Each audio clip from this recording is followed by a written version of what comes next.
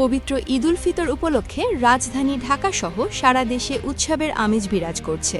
বরাবরের মতো এবারও ঈদের প্রধান জামাত অনুষ্ঠিত হবে রাজধানীর হাইকোর্ট সংলগ্ন জাতীয় ঈদগাহ ময়দানে।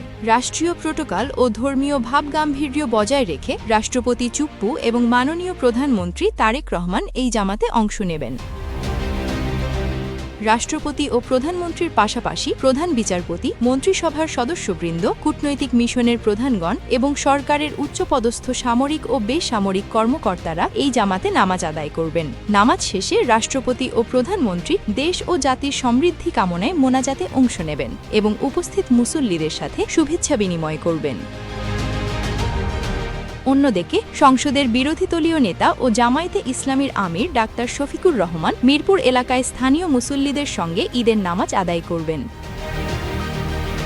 জাতীয় নাগরিক পার্টির শীর্ষ নেতারা এবার নিজ নিজ নির্বাচনী এলাকা ও ঢাকায় সাধারণ মানুষের সঙ্গে ঈদের আনন্দ ভাগ করে নেবেন। এনসিপির আহ্বায়ক ও ঢাকা ১১ আসনের নবনির্বাচিত সংসদ সদস্য নাহিদ ইসলাম রাজধানীর বাড্ডা বা রামপুরা এলাকার স্থানীয় কোনো মসজিদে বা ঈদগাহে ঈদের নামাজ আদায় করবেন। নামাজ শেষে তিনি তার নির্বাচনী এলাকার সাধারণ মানুষের সঙ্গে শুভেচ্ছা বিনিময় করবেন।